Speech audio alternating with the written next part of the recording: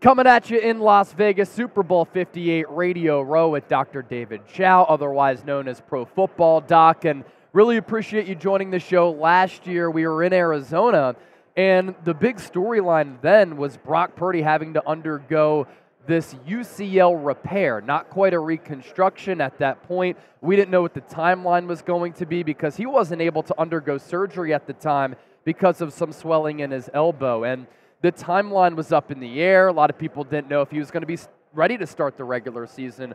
He comes back before anybody really had predicted or anticipated. And not only is he ready for the preseason and the regular season, he's ready day one of training camp. What did you make of his recovery off of that UCL repair, not the reconstruction, and how he was able to play this year? Because we also talked about us not knowing what the arm strength was going to be like. He looked pretty damn good this year. No, absolutely. And look, what we were saying, and I'm so glad that you're making the distinction between repair and reconstruction, and they're two different things. And thankfully, the throwing motion for a quarterback is different than, let's say, a pitcher. It is a Tommy John ligament injury, but he's obviously done very well. And what we were saying last year, what I was saying is there's no guarantee that he'll be ready for the start of the season. Wasn't saying he wasn't, just there's no guarantee. All the media reports were, he's going to be fine. I'm like, dude, he didn't even have the surgery yet. How do you know he's going to be fine? It's like a team saying, we're going to have a great draft, and we're going to have draft a Hall of Famer. How do you know? You haven't even drafted yet. And even if you do that the day after the draft, I have a successful draft. But the day after the surgery was a successful surgery. Proof is in the pudding down the road. So what I was saying is there was no way the 49ers could go into the season without some backup plan or a surety. Now, it turns out they didn't need it, and he was great, but now we hear all we did talk to Tom Brady, Yeah, we did throw that out there because we love Brock Purdy, and Tom Brady would be a stopgap. John Lynch is awesome. He knows what he's doing. So does Kyle Shanahan. So, of course, they would look at backups in case the timeline, and they did. And now, in the end, he was recovering well enough. They didn't need to do anything. But I think it all figured out and has done very well. I want to talk to you about Joel Embiid here. Obviously a special player, but a player who has a long injury history. And with this meniscus injury, there seems to be a lot of nuances to it because of a previous operation that he had done to that knee.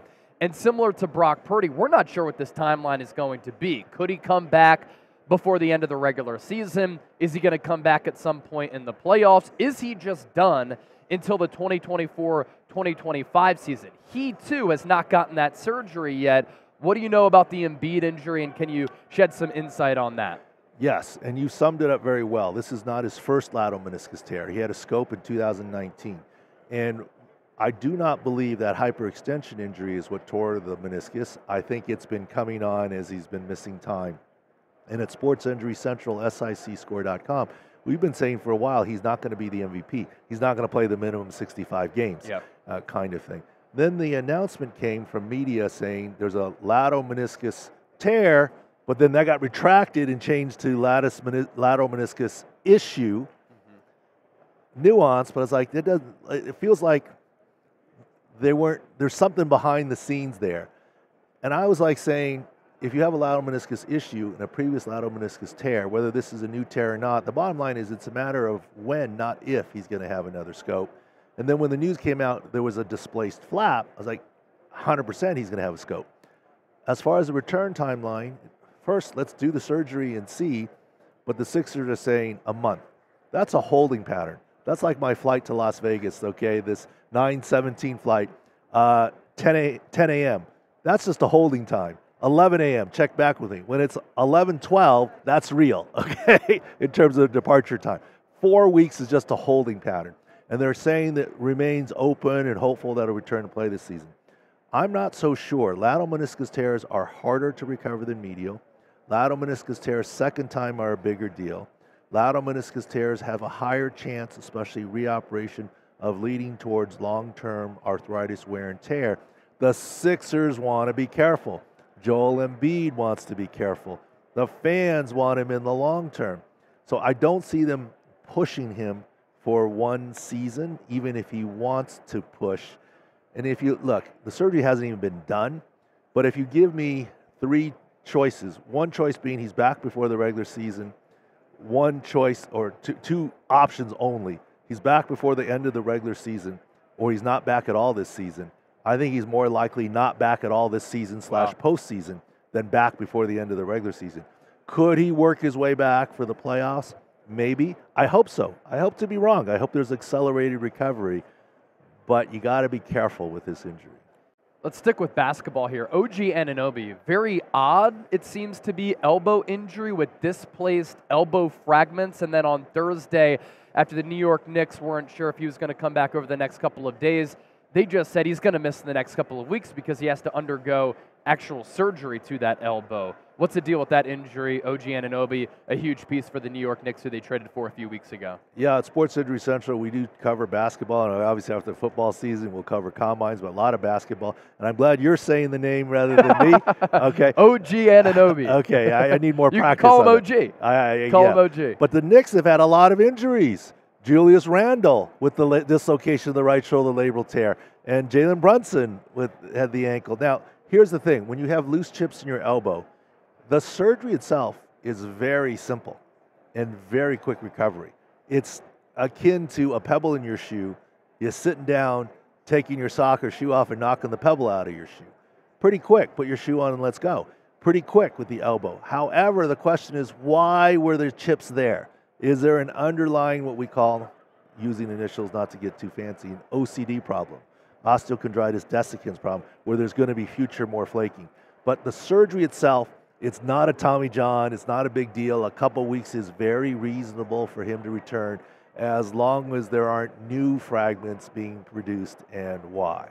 Nick Chubb, just a gruesome injury early in the 2023 season against the Pittsburgh Steelers, and one of those where you see a defender come down low on the leg, his knee goes a direction that it shouldn't, but a lot of people expecting that to potentially be a career-ending injury. Then they do the procedure, the surgery, and there's hope that he's going to be able to come back. Do you see it that way as well? And can Nick Chubb be a similar player that he was? Because he, like Joel Embiid, has had to undergo a couple of knee surgeries as well. I hope he can come back. Look, I'm sure your followers do some fantasy.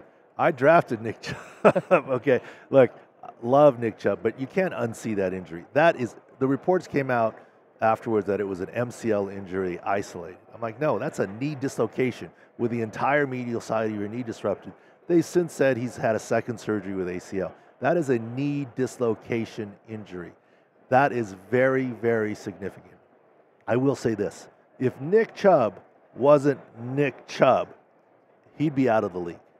Because Nick Chubb is Nick Chubb, he has a chance, and I hope it happens, to come back. Not week one, maybe late season, maybe next season, to be a pretty darn good player, and I hope that happens, and I hope he exceeds expectations. But I think it would be asking a lot to say that he will be Nick Chubb again. He still can be a very good player, but he was elite of elite, and that's a high bar from a knee dislocation. I would say his knee injury is worse than if what you think back to J.K. Dobbins a couple years ago with his knee. He wasn't right the next season that he came back. It took him to the second half of the season. He wasn't right. Now, of course, the Achilles is a different issue, but this is a higher hill than even J.K. Dobbins, so let's hope he can do it. Last one for you. Leighton Vander Esch, really good linebacker for the Dallas Cowboys, a long history of neck injuries. Is his career over? Can he continue? And what are some of the complexities of, obviously, a neck injury for a player who plays that position, linebacker? I hope his career isn't over. I hope he makes the right decision for him and his family. And, of course, I haven't examined him or looked at his MRI, so I'm not trying to diagnose or treat him. I'm trying to share insider knowledge of having been in the NFL and seeing this stuff, not insider information. Now, we're about to transition into combine evaluation. For combine evaluation, for example, yesterday, Will Anderson got Defensive Rookie of the Year. We were saying Will Anderson ahead of Tyree Wilson because of Tyree Wilson's foot issue. Tyree Wilson with the Raiders did not have a great year. Maybe he will next year, but Will Anderson, Defensive Rookie of the Year. Leighton Vander Esch, when he's coming out, we were downgrading him for his neck. We said we knew he could play football, but he's got a history of neck issues. And then he had a neck surgery, a fusion. Single-level fusions are allowed to return to the NFL. A second surgery or another level fusion, typically you are not for your safety. Just to be safe, no one wants to deal with permanent neurological issues, and football is not worth the risk. So I hope he's able to do whatever he wants to do. And if that's come back and play, great. If it's not come back because that's what's best for him and his family, great. But once again, this was the ticking time bomb that we knew about him coming out of Boise State. And it's unfortunately coming to happen.